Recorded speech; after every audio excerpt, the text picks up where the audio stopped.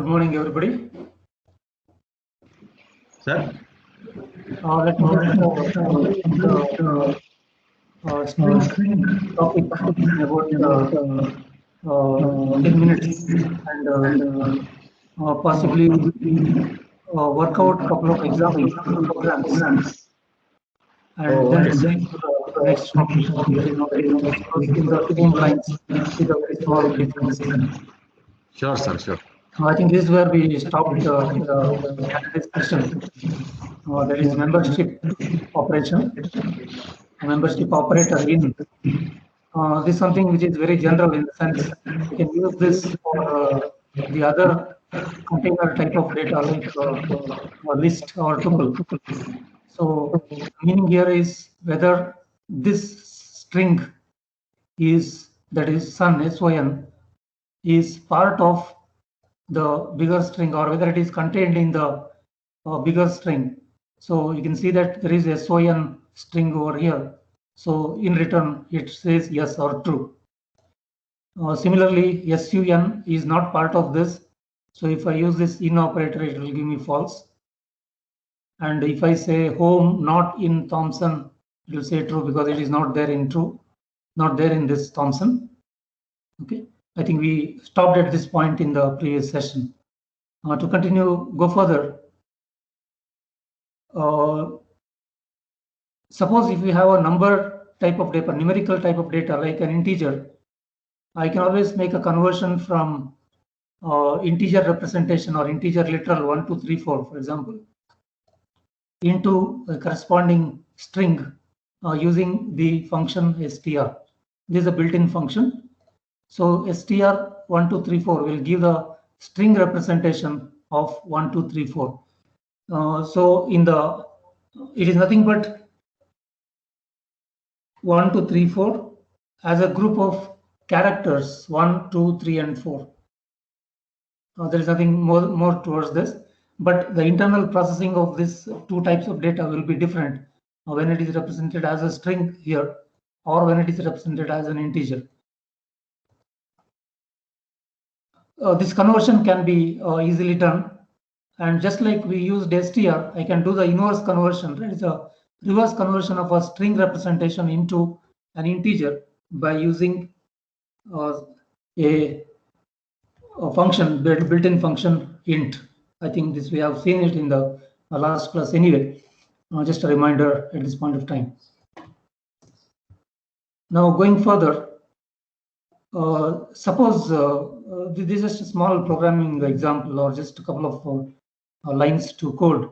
Now suppose I have a string and I want to get a string where each character is replaced. I mean, there is a space character inserted between each pair of character.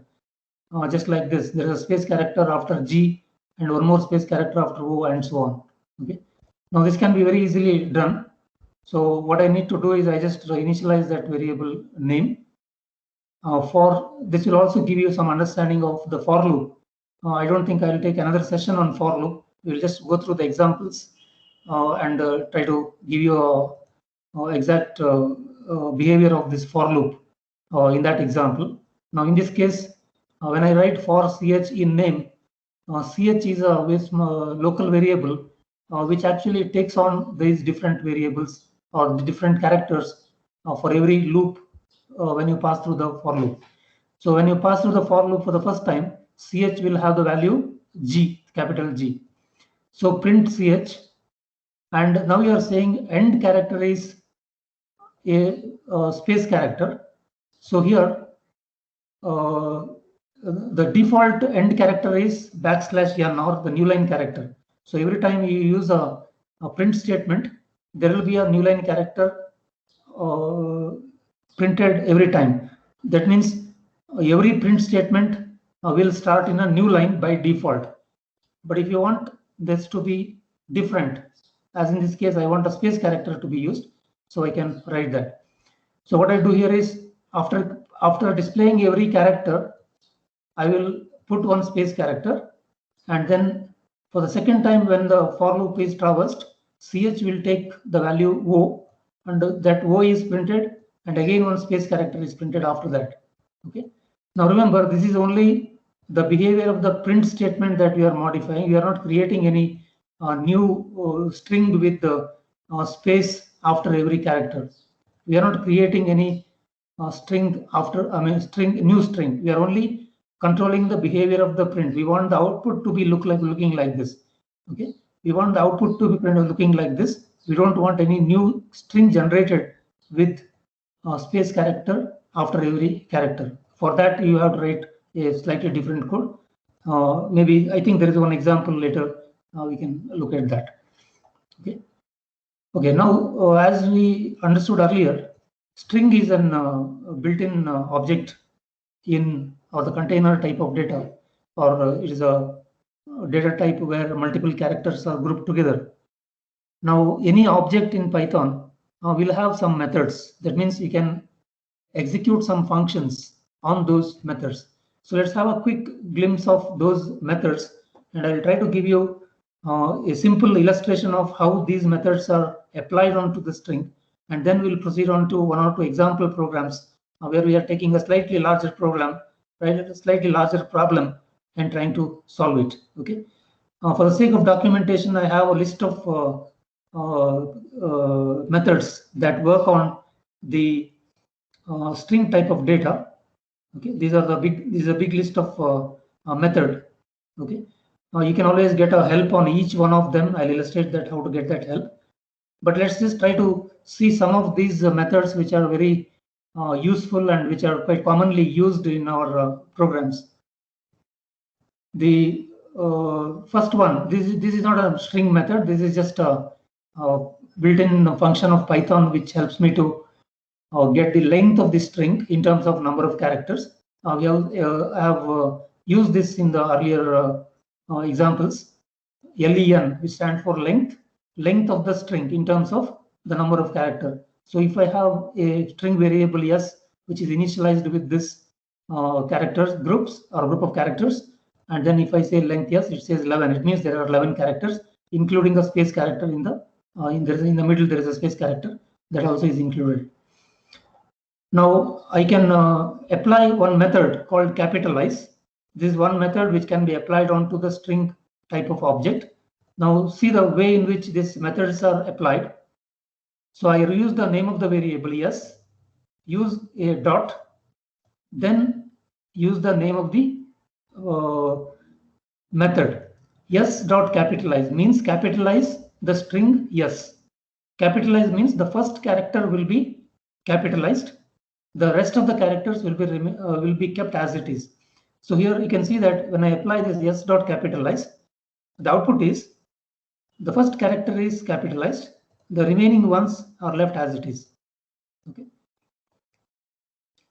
Now another similar method is title.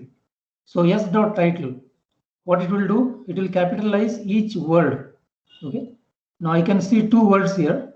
Though it doesn't have any meaning as such, A, B, C, D, E, F, G, H, I. So what it has done is the first character of the first word is capitalized, and the first character of the second word is also capitalized. This is exactly what we use title case in our MS Word. So when I set the attribute to title case, each word will be capitalized, or the first character will be capitalized. So that's how I can use this title. Remember, there are no arguments passed on to this. Now here, okay, this is not directly related with any this method. I just shown how you can make one fancy output out of this. So let me just spend half minute on this.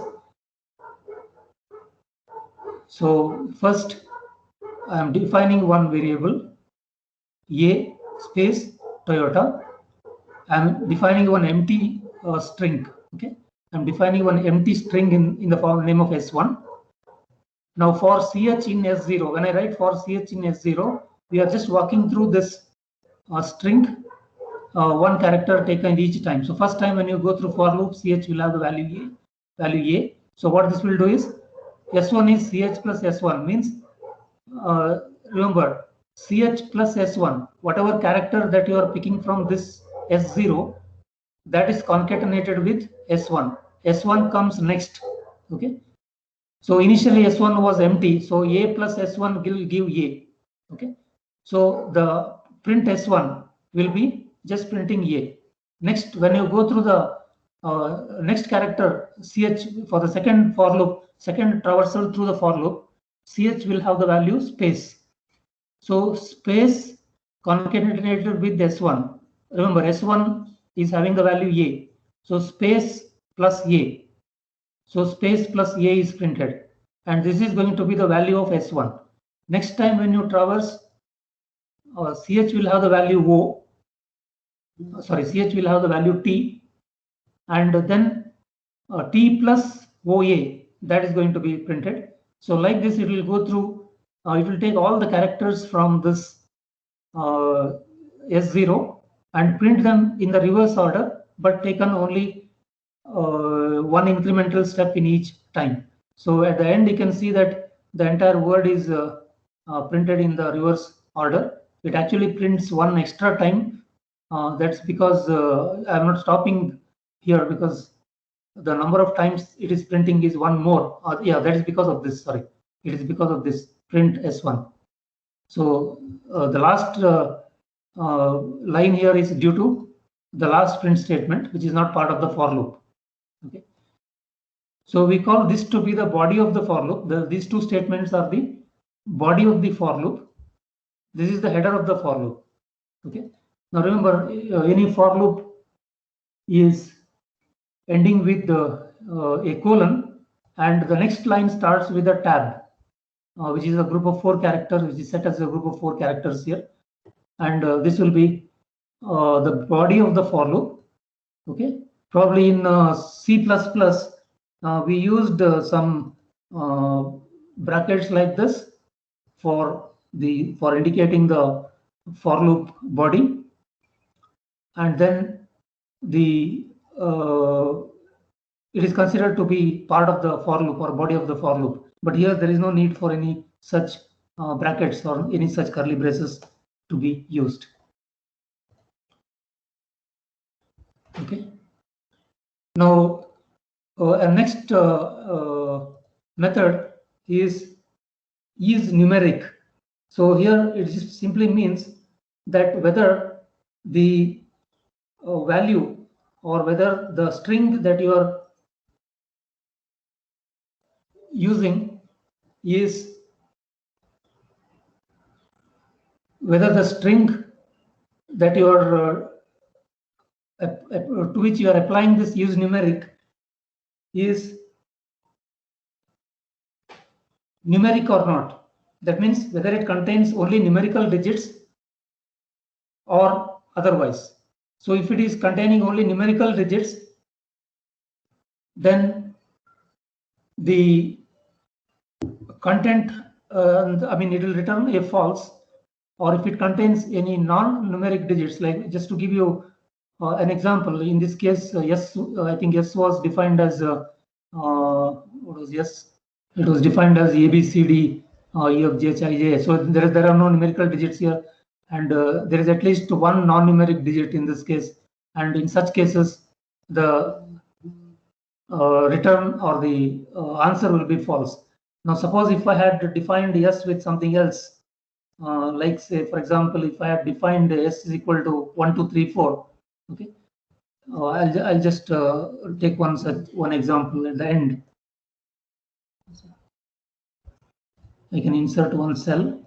Now, suppose if I say that some X is equal to 1, 2, 3, 4, and apply X dot is numeric, then it should return true because this is entirely numeric data.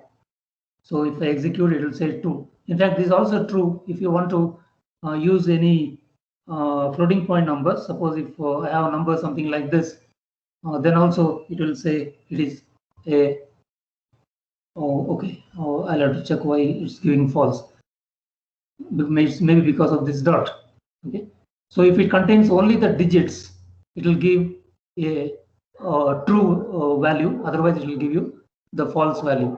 Now this sometimes required in, suppose you enter some value through the keyboard, and before you do any numeric process on that, you need to check whether it is actually a numeric value or not, or something which can be converted into a string or converted into an integer or something like that. Okay. We will get to see some examples later with this, but this is how we can apply all those methods onto the string. Is upper, it just says whether all the remember all the characters are in the uppercase or not.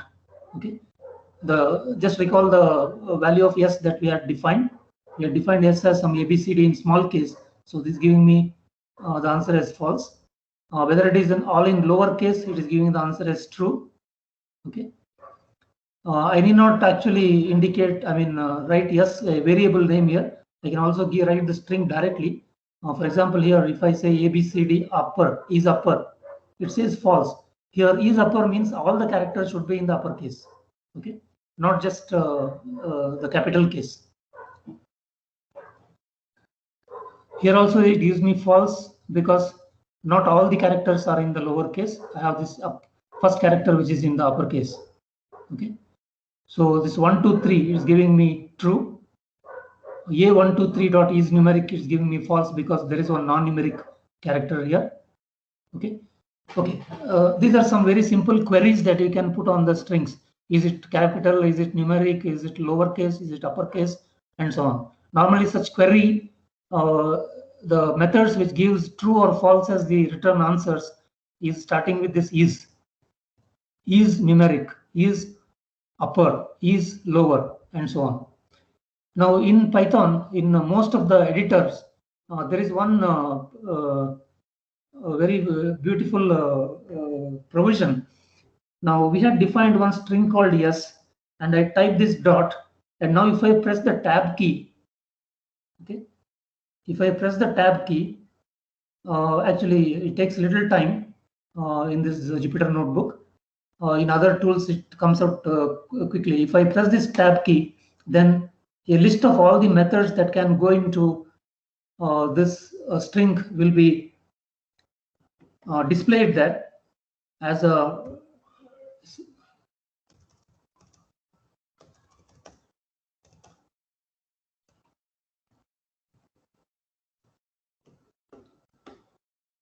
okay, it's not seen here. Anyway, I'll show you that later. Now let's see the other methods which are more useful. Okay. Now think of that I have one name here, like the middle name, then the name, first name, and the second name or something like that. Suppose if you have 3 words like this and I want to join those words. Okay, I have 3 words. I have 3 words which is represented as a list. So this is a name list, and in this list I have 3 strings, each string separated by a comma. This is actually a list of string which contains 3 strings. Now I want to create one string by joining these 3 using some separator. In this case, I'm using this dash as the separator. Okay, so the output should be something like this. Okay, Yan dash Sitaram dash Bangalore. Now this can be very easily accomplished in Python using a method called join. So what I need to do here is I have to represent the separator that is required as a string. Okay, and now use dot join. It just means join all these 3 strings, and the argument here is name list. That is a list containing the items that you want to join or the strings that you want to join. So it returns a single list or a single string with all the 3 joined using the dash character. In fact, you can also use a space character here if you don't want the dash character. So you can see that it is joined with the space as the separator between each one of them. So I have to properly choose this the tag or the separator which need to be used to join these words. Okay. Okay, I think I have already done it here. Now the opposite of this join is split. I have a sentence here. I am learning Python, which has 4 words. I want to split this into 4 words. I am learning Python, and it should be going into a list. So for that purpose, I can use this split method.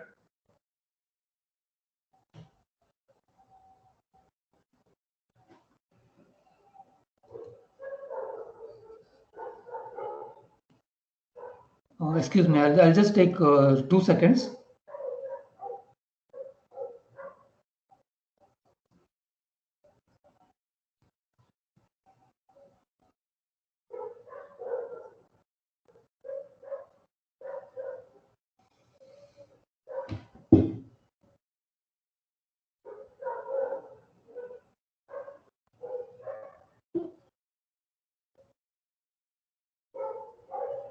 Yeah.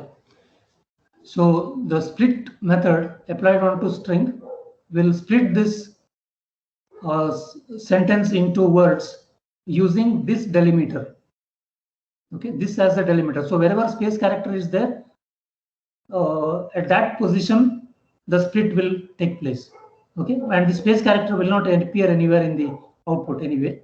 So the space characters in the sentence yes is used as the delimiter based on which the split will happen, and what is outputted is a list containing the words. Okay, now this is very useful when you deal with a file containing text, because the text file will be always considered as a large string, and from that if you want to extract certain items, we first need to split them based on some parameters, based on some delimiter, and then you do some methods onto that list.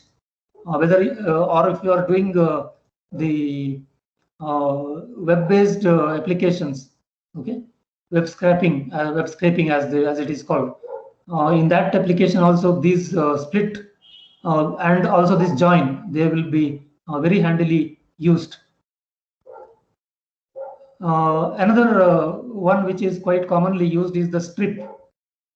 Now strip is used to now I have just written this sentence with some deliberate blank spaces towards the end and in the beginning.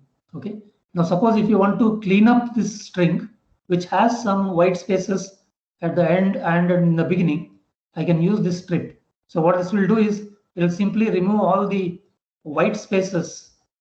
Okay, it can be tab or new line character or any other those characters which are not visible on the screen. Okay, which doesn't print anything on the screen. Those things will be removed, but only from the beginning or from the end. There are 2 other variations on this. If you want to remove only the white space in the beginning, then you use L strip. I think it's there somewhere. I think I have written it somewhere down. Okay. L strip and R strip. Those are the 2 additional functions that you will.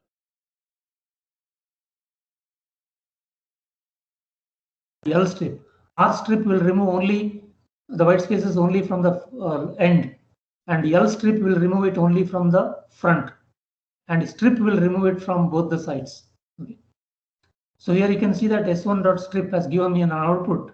It has cleaned this sentence from any white spaces from the beginning, in the beginning or at the end. Okay.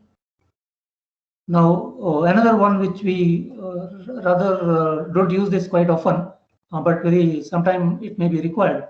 Swap case, in the sense all small lowercase letters are converted into uppercase, and uppercase is converted into lowercase. So you can see the output. All the, for example, the first I here has been come out as small I, and there is one capital P here, and that has come out as small p. Rest of them are all in the small case, which are in the small case. They have been converted into the uppercase. So it will swap the case. If it is in lower case, it will go to uppercase. If it is in uppercase, it will go back to lowercase. Okay. Now another very handy function which is very often used is this find. Okay. Now Okay, now here we have an example. Find is search for something. Find the index where this capital P is present. Okay. Now in the example we are using this s equal to I am learning Python. Sorry, it is this one. S equal to I am learning Python. Capital P is there at this position. Remember, this is the position of capital P. So when I'm using this find method, it will return the value of the index in which this P is present. So in this case, the index of this P is 14. There will be an obvious question. What if there are multiple cases, multiple presence of P? So in such case, if you don't give any argument, if you don't give any further arguments, this will always give the first appearance of the argument that you are giving here. First presence.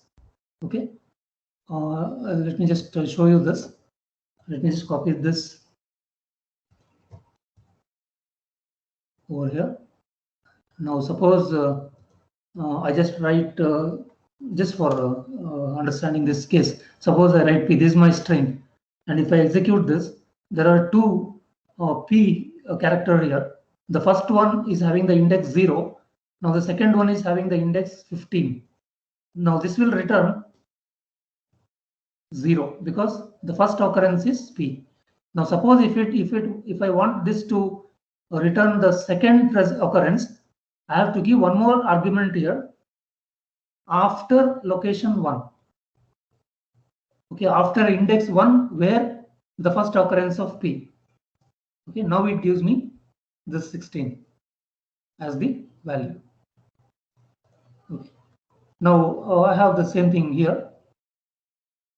S dot find A, that is after the location 3 where this A is found, that will be returned. Remember, this always returns 7. Sorry, this always returns a positive integer. But suppose if you give a number, sorry, you give a character which is not present in this. For example, here, let me just redefine this once again.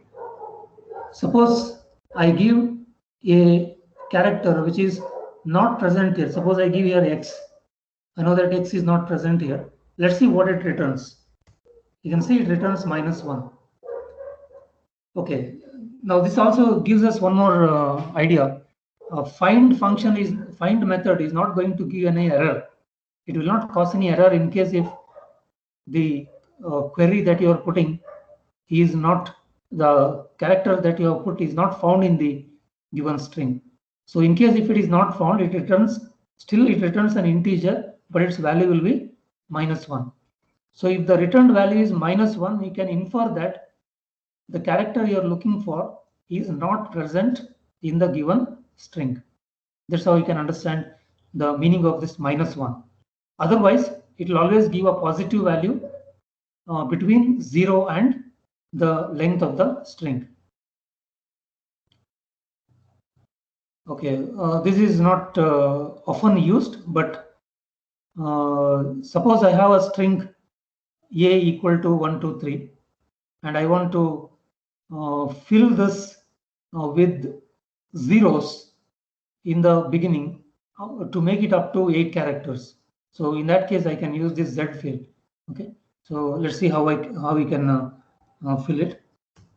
Okay, so you can see that the total length has now become 8 characters, and you already have these 3 characters here. The remaining 5 zeros are inserted in the beginning. Now suppose if I want this to be say some 15 characters, then it will fill the required number of zeros in the beginning. Okay. Right. These are some methods which are very handy with respect to the string. And I'll just illustrate one simple example. I think I already done this.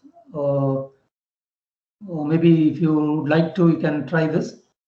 I'll just go through the problem statement once. Write a program that computes the value of this sum, that is, let's see this with an example. Suppose you have entered one value between 1 and 9, okay, a single digit value. Now what it has to do is it has to find the value of the sum of these digits. Suppose I enter 5 as the value. It has to find the sum of 5 plus 55. Remember, 5 repeated twice. Then again plus triple 5. 5 repeated 3 times. Plus 5 repeated 4 times. It has to find this. How you can carry out this? In fact, if I give a value of 9 as the input, I should get an answer like this. This should be my answer. Okay. So how to write the code for this? So first I should write a instruction to read the value 5 or 9 or anything from 1 to 9. Then it has to do this summation. Okay. So let me just go through this code. I mean, let me just explain this code. There are one or two other aspects which you should also learn from this. Okay.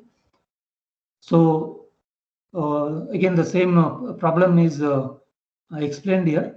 If the digit that you have entered is 4, then the output will be 4936. So valid input is any single digit from 0 to 9. Okay, it is 0 included, fine. Anything from 0 to 9, any single digit can be inputted. So the first line of code here is digit equal to input, enter a numeric digit. Okay. Now there is the input statement in Python 3 always returns a string. Now whether we have inputted numeric characters or inputted any other characters or a mix of characters, whatever it is, it will always return a string. So here the value of digit at the completion of the execution of this, the value assigned to digit will be a string. Though it looks to us that I have entered a digit, it should be treated as a number. It will not be so. It will be a string. I need to do the conversion internally to an integer in my program. Okay, this is one point that we should remember. Whenever I use input, it will always return a string. Okay, now while executing this, it will ask the user to enter a digit. Suppose you enter 4, that 4 will be treated as a string. I need to do a conversion. First, let's do a checking. In the next line, we will check whether the entered value is a valid numeric code or not. Suppose you have entered any character other than 0 to 9, then my program should terminate. That's what I want. Because suppose if I entered X is not a valid numeric value, or it is not a valid numeric character, so my program will get terminated in such case. So for that reason, I'll use an if statement. I'll have to check for two things. One, whether you have entered a single digit character or you have entered a character which is non-numeric. Okay, so that is checked using these two. One is what is the length of the digit, what is the length of the input. If the length is other than 1 or if it is more than 1, it is not valid. Then is the digit numeric. Okay, suppose I entered anything from 0 to 9, both of them will be true. True and true will return true. So the argument for this if statement will be true and this will be executed. In case if I have entered a non-numeric character, a single character or whatever it is, this will become false. So this will not be executed. It will go to this else section and it will print this and come out of the program. So that is the arrangement in this program. So first let's see what if you enter something which is invalid. So if it is invalid, as we wanted the program to execute with the proper message to the user. So that the digit entered is improper. Let's see how it actually gets executed. So when I execute this, suppose I enter something which is invalid. I enter G. This is not a valid numerical figure. So if I enter, it says that the digit entered is improper. Okay. So this section of the code is working fine. Now what about this? So here what I should do? So suppose you have entered a valid digit, then let's initialize a variable called sum as integer which represents that digit. For example, if you have entered 4, sum is equal to 4. Next again, sum is updated. Okay, the value of sum is updated with the integer value represented by digit into 2. Now what will be digit into 2? Suppose if you had entered 4, digit into 2 will be 44. Remember, digit into 2, this will also return a string. Okay, it will return a string 44. Now the string 44 is converted into integer and then it is added to sum which has a value of 4. Now in the next case, suppose if you had entered 4, this digit into 3 will always give me 444. Okay, and then that gets, it is converted into integer, then it is added to the sum, that is 4 plus 44, 48 plus 444. Then in the last case, you have digit is 4, it is extended to 4 digits by this into 4. Now this 444 is 4444 is added to the sum of 4 plus 44 plus 444 plus this, and finally print the value of sum. Okay, so that's how this logic is arranged to get this. For example, if I enter the value of 4, it returns the answer of 4936. So you can enter any digit from 0 to 9, or if you enter anything other than this, it will come out with an error message. So for example, if I enter 0, obviously the answer will be 0, it returns 0. Well, I hope this program is simple enough to understand. And the most important thing is, it is okay to spend a couple of minutes extra on the statement of the problem, because it is very necessary to understand the program, understand the problem, and then start attempting to solve this. Okay. Yeah. Then let's continue with with some more example. I think I will skip this because we are not actually going to use this in any of our programs. Okay. This is one method called make translations. Okay. This is actually used to change the characters in the string from one set to another set. Okay, so I'll not cover this. I just written here for the sake of completion of the document. So you can skip this. Actually, we are not going to use this in our IoT programs, or we don't need this quite often. Okay. Yeah, this is one thing I wanted to mention. Like, how do I get the help on any of the methods? A quick help on any of the methods. Okay. So if, for example, if I want to help the get the method, a simple help on any of the methods, say for example string.find. Okay, I can just use this help followed by the data type, or I can use the letter. I mean, I can use one string variable name also. Recall that I had defined some variable by name. Yes, I can use it in this way also, and then followed by the name of the method. So if I run this, it gives me a very short help on this. Just tells me how to use this find method and what are the different parameters I can pass to this method. Okay, so a short help will be always available to you very handily when you are working with the interactive mode of Okay. Now I have one or two programs that I would like to execute here. I think probably this is not there in your IPYNB file that I had already sent. Okay, but this program is there in your list of programs or programming examples. So I'll just work out these two programs and then go to the next topic. Let's just see what is the requirement in this case. So write a program that Let me just insert one cell below. Write a program that asks the user to enter two strings of the same length. The program should then check to see if the two strings are of the same length. If they are not, the program should print an appropriate message and exit. If they are of the same length, the program should alternate the characters of the two strings.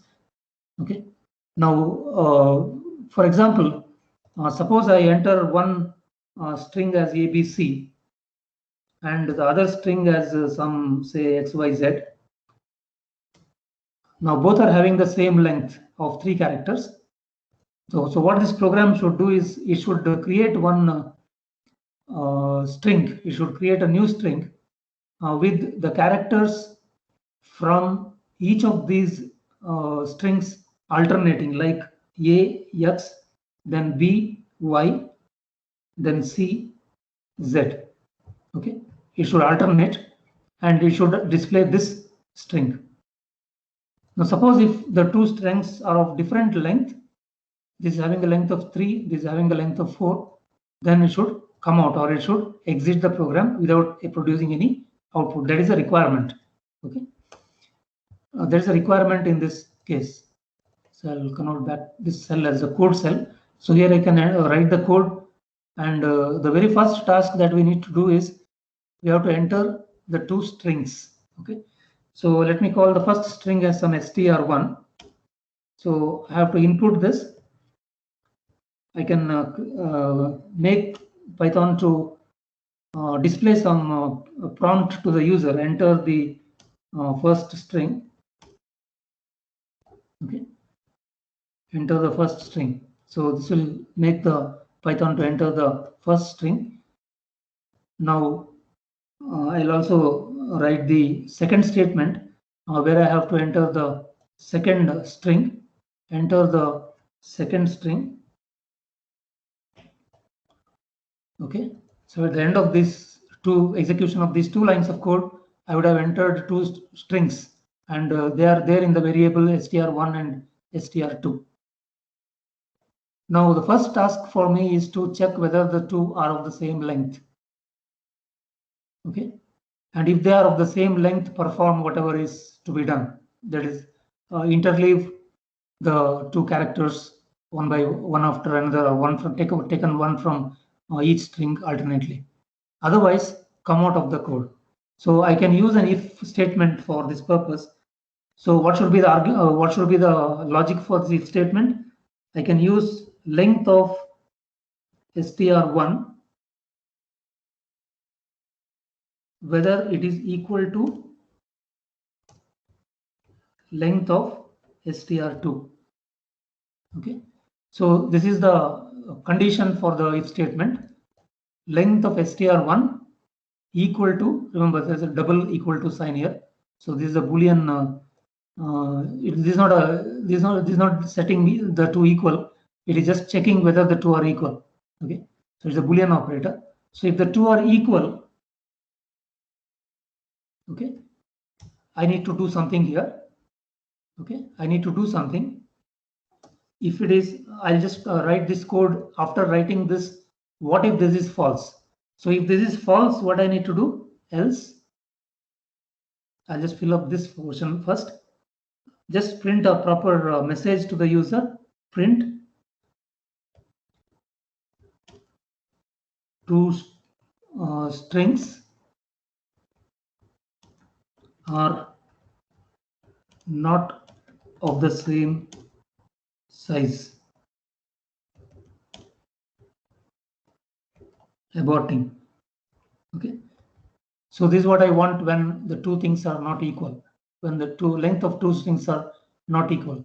Now what if they are equal? What I should do?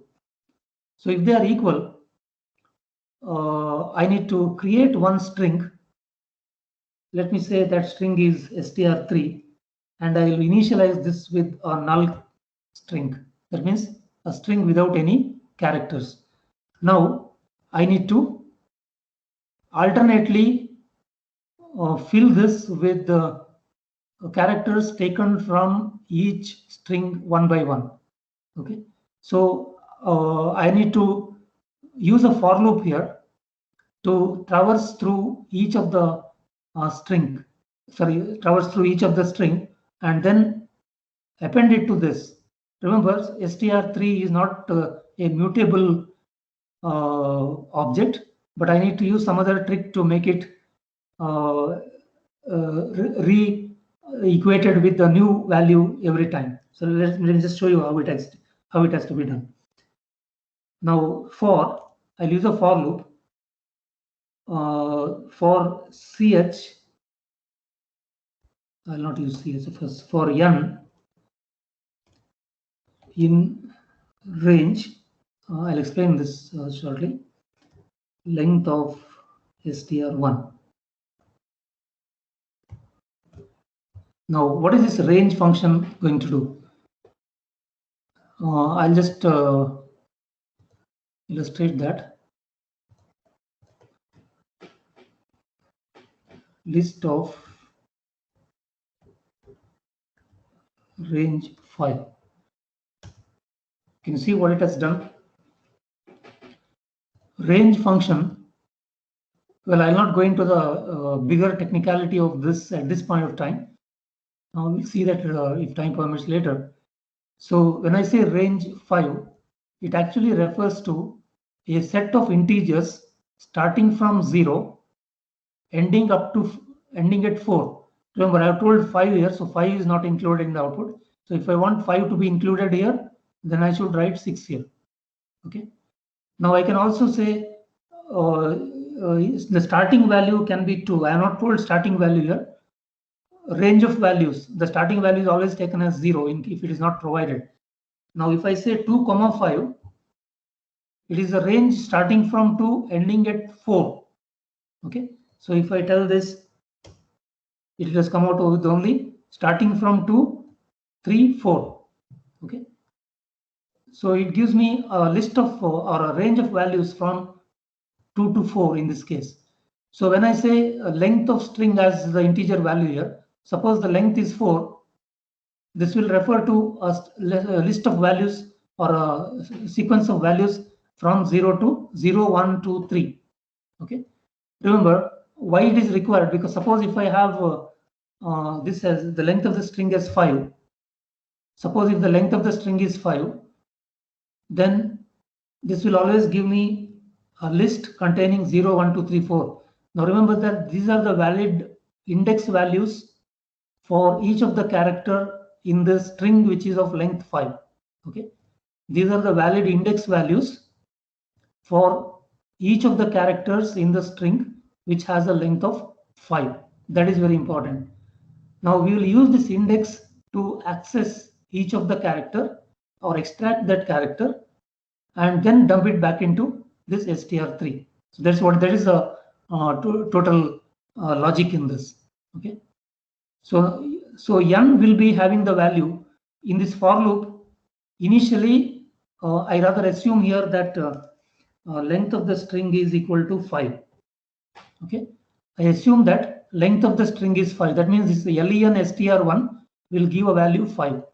That also means that this for loop will be traversed through 5 times. Okay. And the first time when the for loop is traversed, n will have the value 0. Second time when it is traversed, n will have the value 1. Next time 2. Next time 3. Last time 4. And it is the last time and it will come out of the for loop. Okay. So how can I use the value of n here?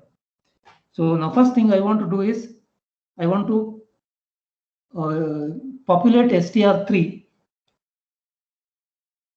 equal to str3 plus str1 n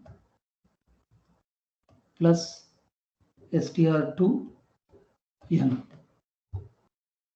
So I'll concatenate these 3. Okay. And at the end of the for loop, I'll just say print str3. Now let's see whether it works here. Then I'll come back to the explanation once again. Now suppose I enter a string as in our problem of length 6, for example, A, B, C, D, E with all the capital letters. There are 5 characters here. Now press enter. then A, B, C, D, E. I'll again use 5 characters here so that we don't get into that else block. Okay. Now if I enter here, you can see that it has worked, right? Now let's just run through this code once again to understand this. So what has happened here is, now remember that I cannot append any characters to the string. If I want to change that string, I'll have to use the entire string on the left hand side of the equal. So here entire string str3 is overwritten. Okay, so this str3 is reworked out, or it is rewritten 5 times in this program.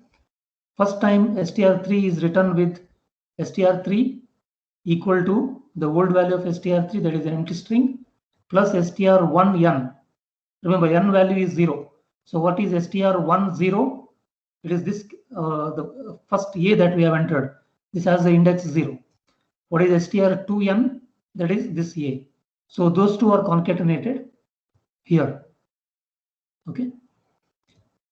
And then when it passes through the second time, str1n, str1, the value of n is 1 now. So str1 is b, and str2 is small b. So those two gets concatenated, and like that, likewise, it goes on 5 times, and you will end up with this one. Now, in case if this is not working, there is a very easy way in which you can do the debugging. So for that purpose, I'll just use one print statement inside this, which is not actually part of the program, but it will help you to debug the program very easily. I'll just write one print statement. This is not part of my problem solution, but it helps me to debug the problem, or to understand the problem in a better way. So I'll just run the program once again, A, B, C, D, E. Then again A, B, C, D, E. Now you can see that the last printout here, this has come because of the print str3 outside the for loop, and these 5 prints that is because of this print statement. Now you can see how exactly this str3 is growing in each traversal through the for loop. So at the end of the first loop, this will be the value of str3, and in the second loop, end of second loop, this is the value of str3. This is the value in the end of third loop. This is the value in the end of fourth loop. This is the value at the end of the last or the fourth loop. And finally, it comes out with the value which is here. This value is printed once again in the output. So this is not part of the solution, but it helps me to see how this str3 is growing in each loop in the for loop. Okay. This is sometimes very handy. In fact, so in some programs, when you develop program, you can always use this kind of print statement. It helps you to know what is happening inside, and also it helps you to debug your logic. In case if there is a mistake in the logic, you can easily rectify using this kind of print statement. Very handy procedure. Okay. Okay. Now another small program I'll execute and then proceed to the next topic. Well, is there any queries everybody has done with this?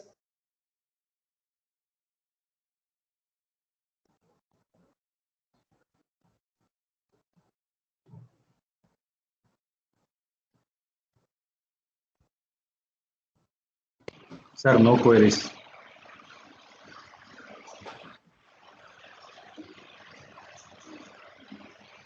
Executed, sir, no queries. Done with the code.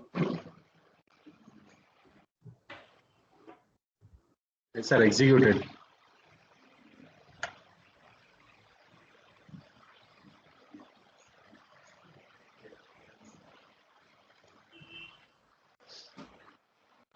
I'm audible, right?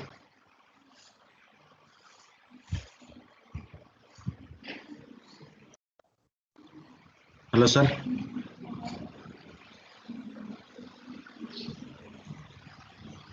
Okay, let me go to the next problem.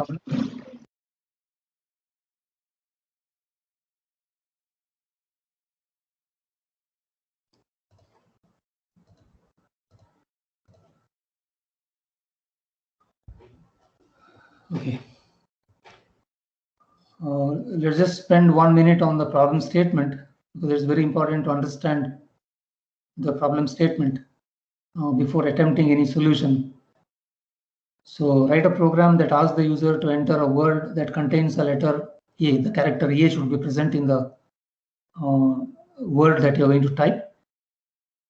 The program should then print the following 2 lines. On the first line should be the part of the string up to and including the character A. That is the first occurrence of the character A. And on the second line should be the rest of the string. So the sample output will be something like this. Suppose if you enter a word, say buffalo, then remember A is present here. So it has to print starting from the beginning up to A, it has to print on the first line. And everything else should go to the next line. Okay. So how this can be accomplished by writing a small piece of code. So our first task would be to get the string from the keyboard. So input, again a small prompt, enter the word. So you would have entered the word now. Now what it should do? I presume that the character A will be present. In case if A is not present, the entire word will be displayed in the first line, and there will be nothing displayed on the second line. There will be nothing else happening in this code. Okay. So first thing what I need to do here is, what is the logic? Let's try to develop the logic. So first what I need to do is, I should find the index of the string where this character A is present. So once I know this character A, the index of the character A, I can extract a portion of the string up to that index, and I can also extract the remaining portion of the index using the slicing method. But first thing is, I need to find the index of the character A. So for this, I can make use of the method find. The find method is very handy to determine the index position of the character A. Okay. So let me just equate that to n. N equal to str1 dot find. Okay. str1 dot find. So this will return an integer where the character A is present. So what should be the argument? Find the character A. We want to find the character A. The first occurrence of character A, so I need not give any second argument to this.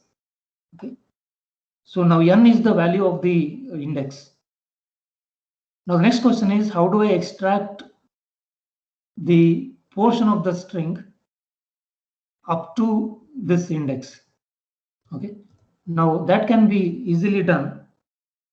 So I'll define one more string called str2.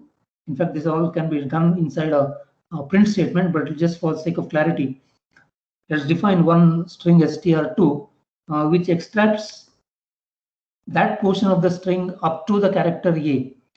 So starting from 0, that is index 0, up to the value n. Okay. Now let's say what happens in this case by an example. Now suppose if you had entered the word buffalo. Okay. If you had entered this value, well, this is not part of the code. I'm just trying to illustrate what is happening here. What will be the value of n? That is the index position of A. Index position of A is, this is 0, 1, 2, 3, 4. The value of n will be 4. So this function str1.findA will return 4, or the value of n is equal to 4. So now what I need to do is str1 0 to 4. What does this mean? It has to extract 0 to 4. Remember, there is one small catch here. When I say 0 to 4, it will extract only 4 characters. But I want 5 characters to be extracted, right? See, 0 to A, including A. They are actually 5 characters. But if I write like this, it will extract only 4 characters at location at index 0, 1, 2, and 3. Because this 4 is not included in the calculations. 4 is not included in the output. So I want to change this to 5. So that means I should not write n here. I need to write it as n plus 1. This is very important. Okay. Now if I write it as only n, this a will not be included in the output. But our problem statement says include a also, include up to and including a. So that's why I need to make it as n plus 1. Now str2 is going to be the remaining characters. Now what are the remaining characters? They are, remember, starting from n plus 1. Well, once again, I should not use n here because n is 4. n is 4 means this a is appearing in the output. But I don't want this a. I want it to start from L. So it has to be n plus 1. And where it should end? It should end at the end in all the characters. So I can just put a colon and leave the next parameter blank. Now here, because it is starting from 0, you have the option whether to write this 0 or you don't write this 0. Even if you don't write, this will be taken as 0. Okay. And now I have to just simply print str2 and print str3.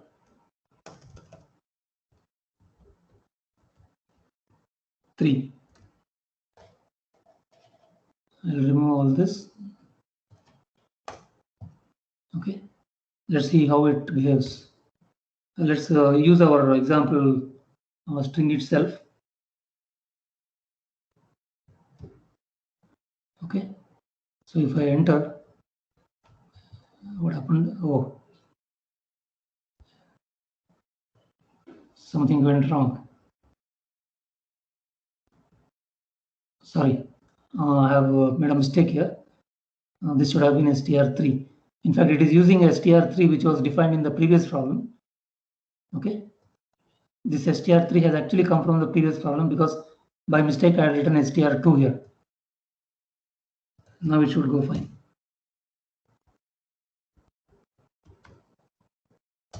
Yeah.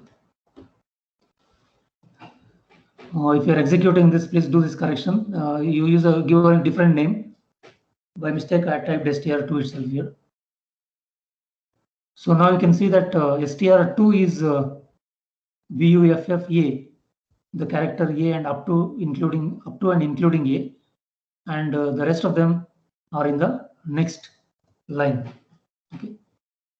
So these are simple lines of code for this small example program.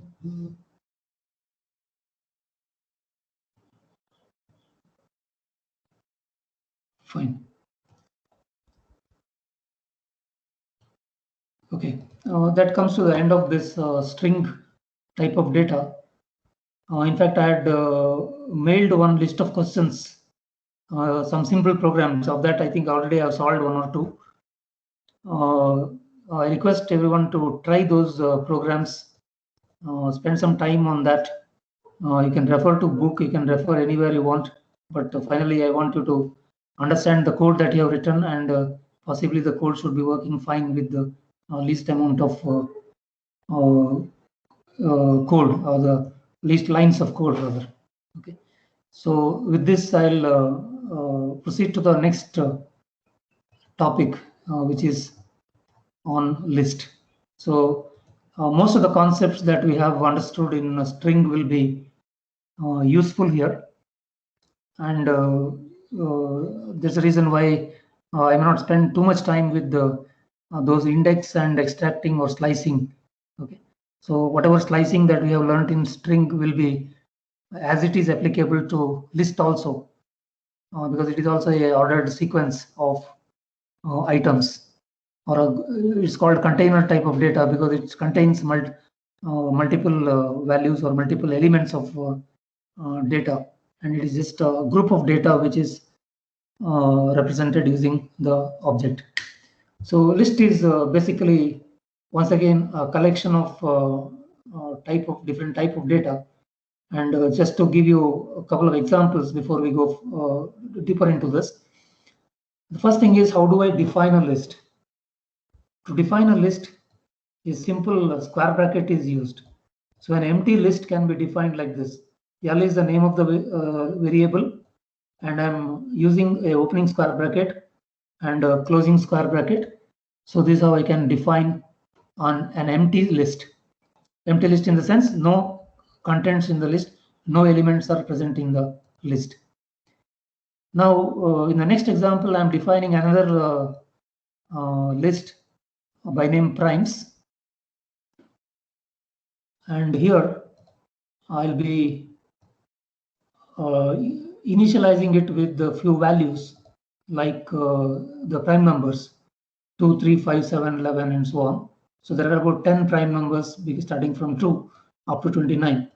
And you can see that each element is separated by this comma.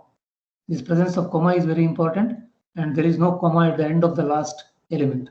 Okay, this is very important. There is, I think I have already, I have also defined it somewhere later. Is it necessary that list should contain only integers? No. It can contain anything. Next question is, should it contain something which are of same types? Because in this example, I have given all elements to be of type integer. It is not necessary. List is basically an heterogeneous, it can contain heterogeneous types of data. It can contain different types of data. It can contain one floating point number. It can contain strings. It can contain even another list itself can be part of this. Okay, so there is no rules. There is no such restriction. List is basically an heterogeneous collection of different items. Okay, there is no restriction that all the items or all the elements must be of the same type. There is no such restriction. Now, what happens if I add one list to another list? Okay, so primes is one list which I already defined here, and this is another list which I am trying to add using the plus operator. Okay, so what happens here is each element of this second list will be appended to the first list. So you can see that in the output, 31 and 37 are appended. I will not say addition, I will say appending, because those will be become member of this list. These two elements will become member of this list, the first list. Okay, so this is how I can do this. This is what happens when I use this plus operator between two lists. Similarly, if I use the star operation between the two lists, I'll have this 2, 3, 2, 3. This 2, 3 is repeated, or it is duplicated 3 times. This 2, 3 is duplicated 3 times. You can see once, twice, and thrice. It is duplicated 3 times. Okay. These are very simple concepts which will be quite often using in most of the simple programs that we write later. Okay. Now, suppose just like we traversed through each character in a string using for loop, we can traverse through each element in a list using for loop. So just as an illustration of that, suppose I have a list defined like this, which has 3 strings as elements. Okay. Now remember, here I have given string as the element. Okay, is a list of names. Okay, list of 3 strings. Now, if I want to traverse through each one of these strings using a for loop, I can use a simple construction like this. For this is a dummy variable I am using inside this for loop. In primes is nothing but, okay, I'll just change this. Instead of primes, I'll use this name list.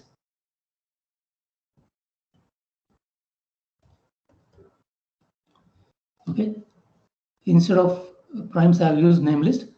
So here what happens, this item will assume these names when it goes through the for loop each time. So first time when it traverses through the for loop, the value of item will be Ravi. When it traverses second time, it will be Rama. When it passes through the third time, it will be Jairam. So what it has to do inside the for loop, it simply has to print that item. So when I execute this, I think I have not executed the previous cell. So once I executed this, now this variable is available in the memory. So now I can execute this.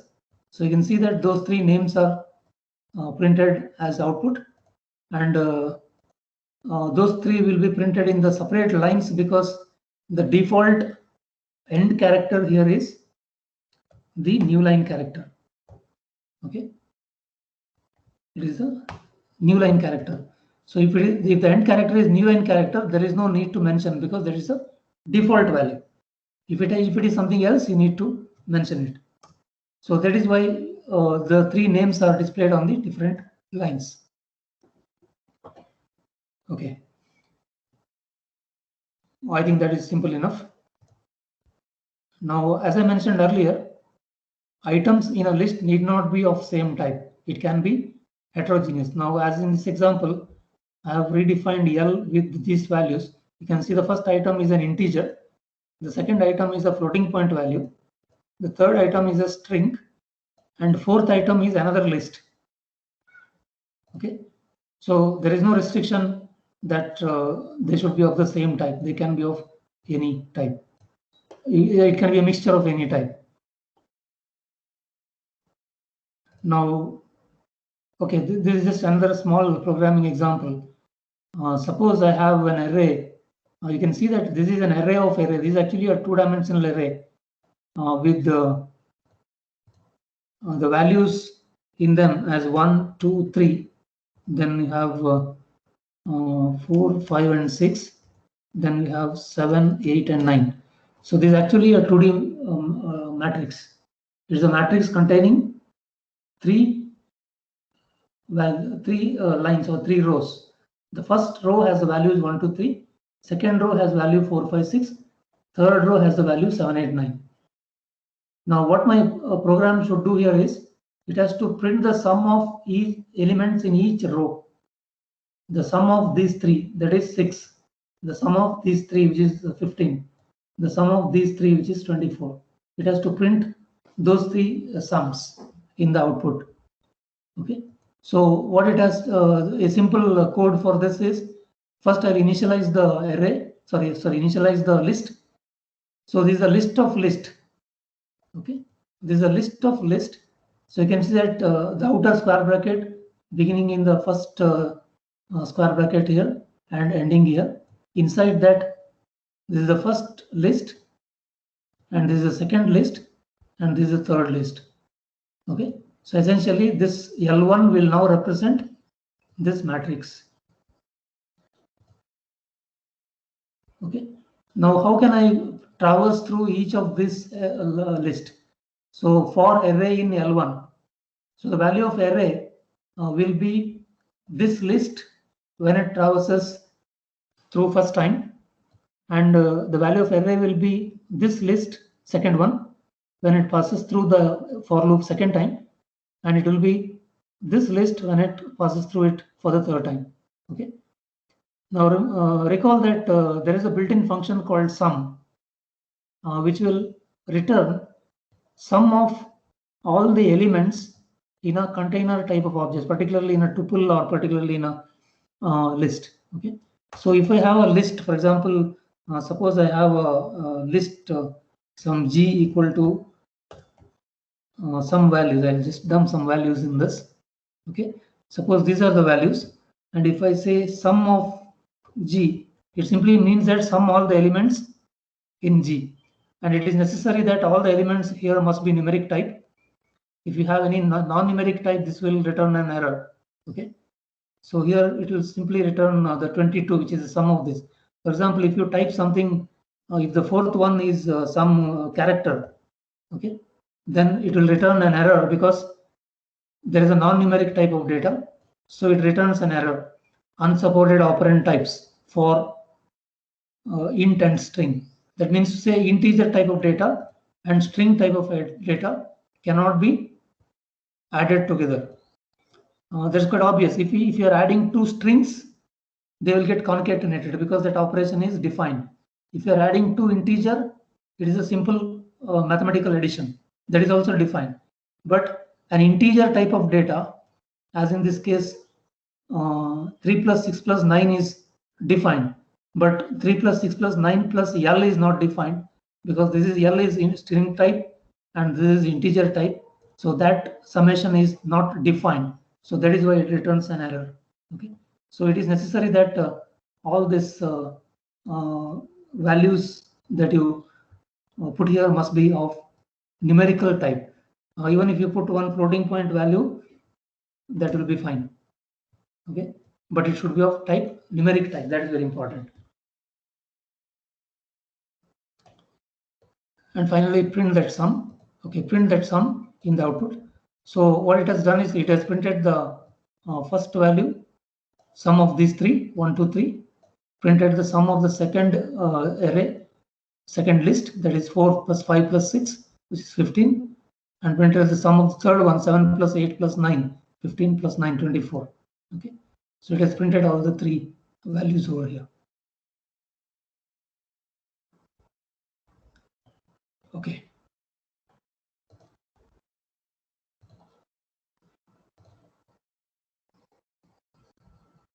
Okay, I have an interesting problem here.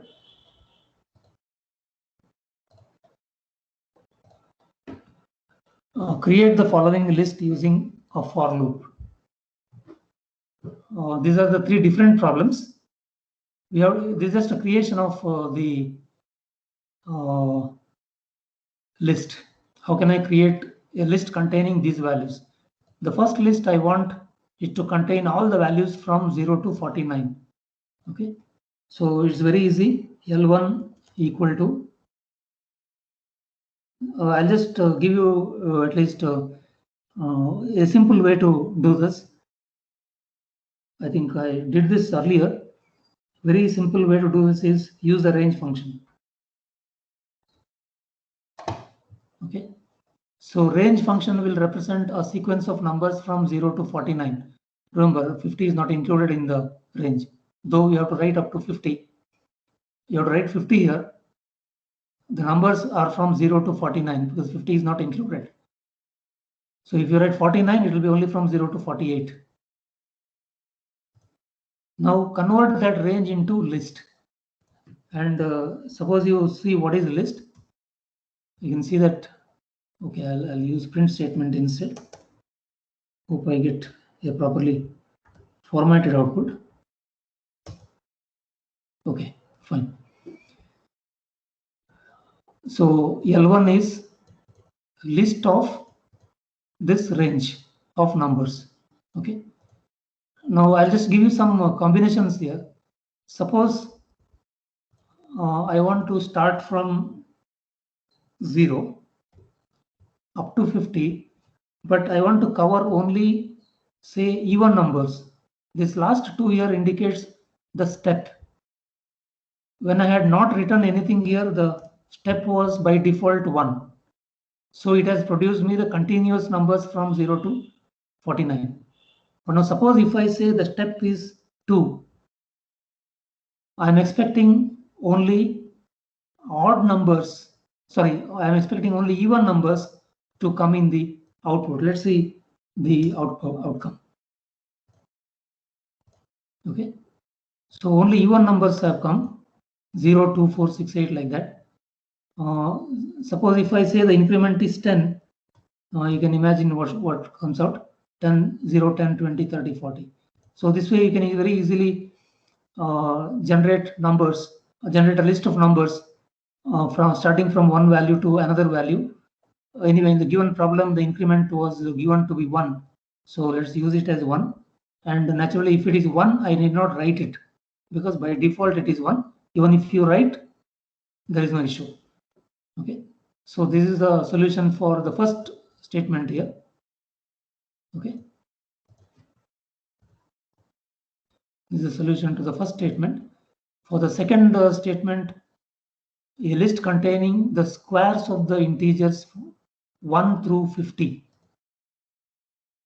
Okay, squares of the integers from 1 through 50.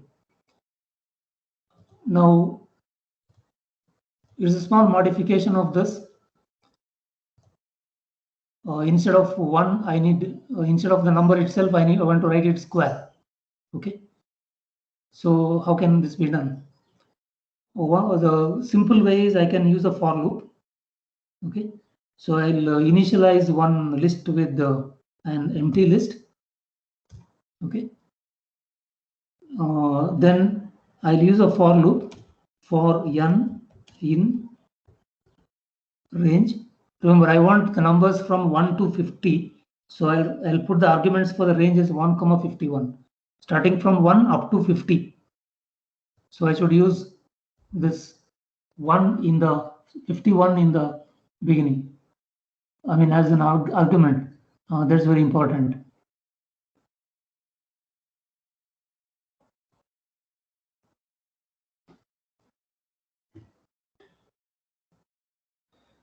Okay.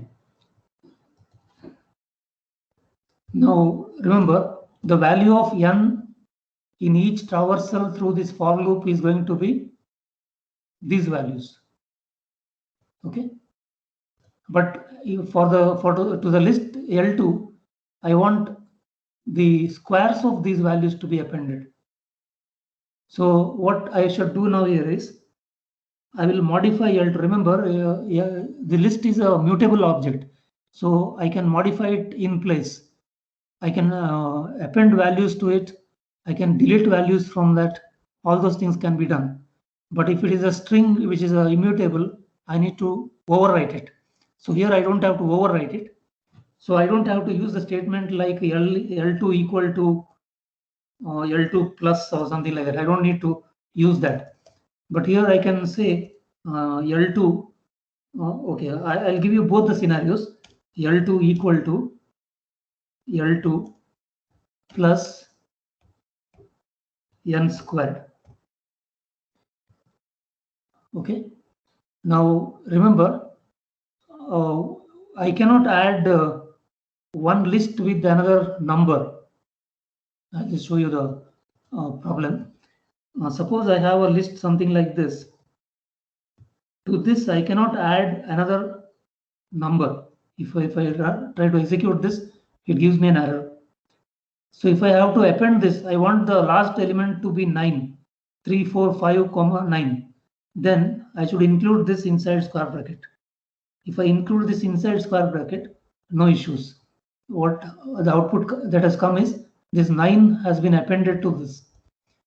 Well, there is a method to the list called append. I'm not going to use it now. I'll use this method instead. Okay. So we are redefining L2 every time with this. The previous value of L2 is appended with, or previous list L2 is appended with n into n.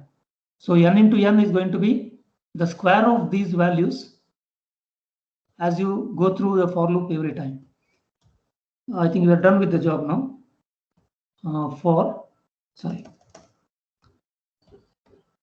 Print L2.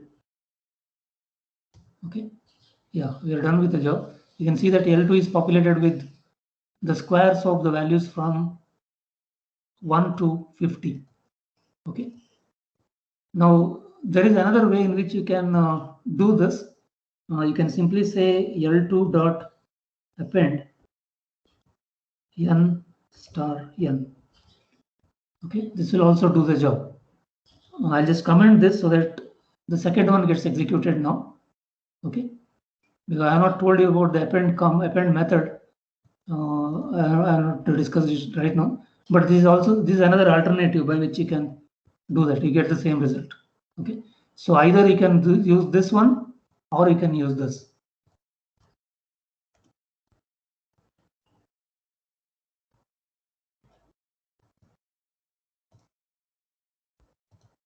Okay, so this is the second part of the problem, a list containing the squares of the integers 1 through 50. The third one This is interesting. I need a list to be created with this pattern. We have the alphabets from A to Z. The first character A should appear only once as a string. The second character B should appear twice as a string. And C should appear 3 times. D should appear 4 times, and so on. And obviously the final string will be Z, which appears 26 times. The output will be something like this. I already have created a program for this.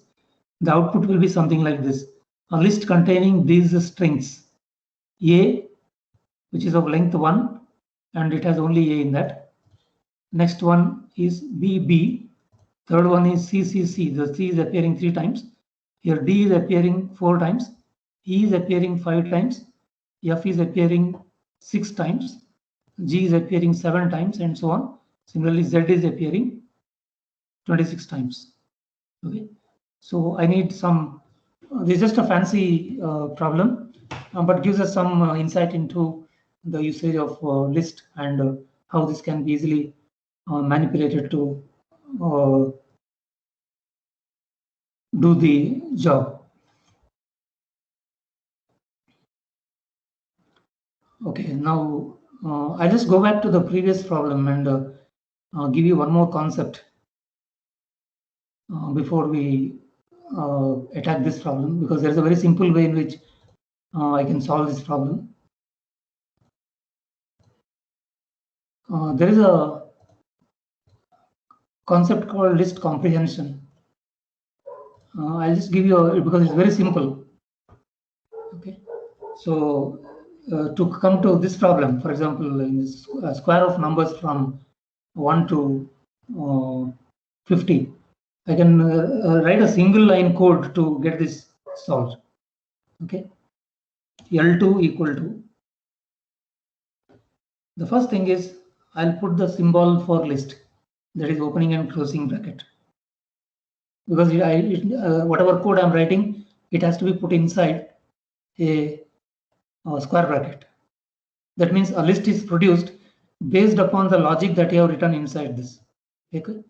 A list is produced based upon the logic that you have written inside this square bracket. Now the logic that we are going to write here is, I want n squared to be, I want to populate this list L2 with n squared for n in range 1, 50. Okay.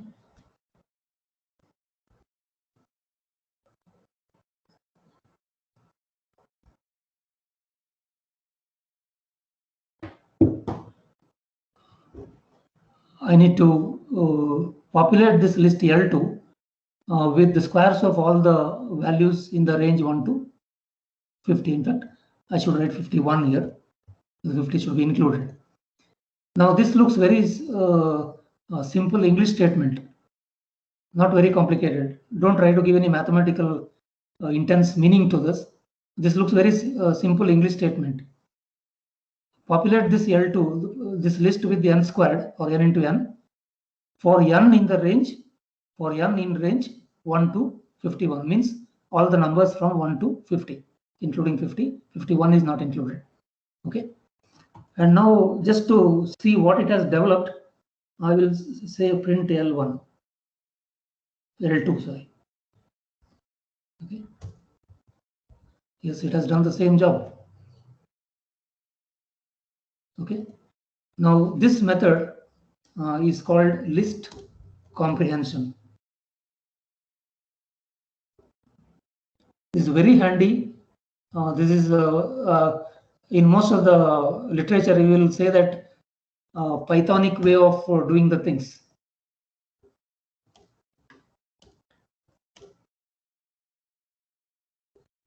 Okay, this is more specific to Python, and because the logic that we used here is something very similar logic that we use in C++ or other languages.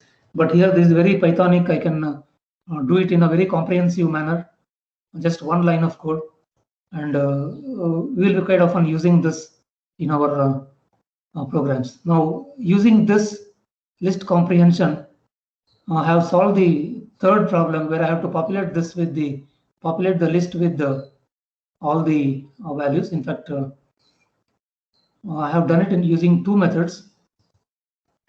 The first method is I'll just comment this. I'll just comment this lines. Okay, here list one is populated with the list that we are intended with. So let me just see what it gets executed. I want this print statement to be executed. Now print str1. Why did it give error? Sorry, List one. List one. You can see that it has done the job. Okay. Now how it has worked. Now just see what is this CHR96 plus N. I think this part is very easily understandable because there are 26 characters and I am letting the value of N go from 1 to 26. Okay, I am letting the value of N range from 1 to 26. So 1 represents A, B, 2 represents B, and 26 represents Z. Now recall that the ordinal value, that is the integer representing character A, is 97. Okay, so I have started my numbering in here is 1. So to count that 1, the base value, I'll take a base value which is 96. So 96 plus, the first time when the for loop is traversing through it will have a value of 1.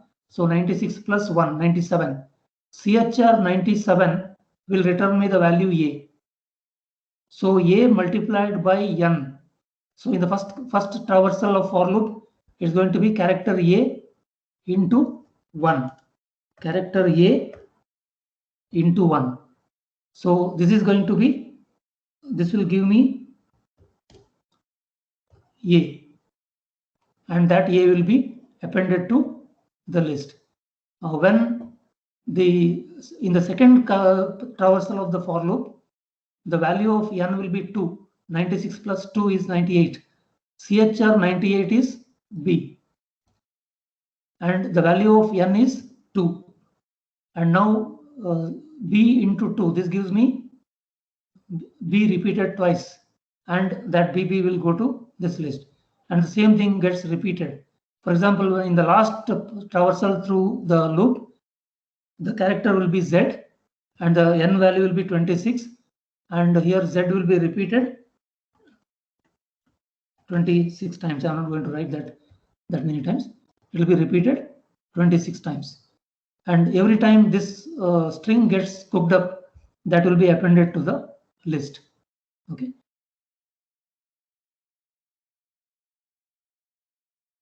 I will close at this point of time today. Another 10 minutes probably to complete this list because there are some methods. Like in the strings, there are methods in the list. We will take it up in the next session. Maybe about 15 to 20 minutes. And try to solve a few programming examples, 1 or 2 programming examples, and I shall give you also the examples, programming problems, so that you can try them. Spend some time on those programs, which is very important for getting the hang of this Python. Okay, so let's close it for today. Thank you. If there are any queries, you can put it. I request if you have any queries, you can even post it in the WhatsApp group. I'm glad to answer those queries. Okay, sir. Thank you.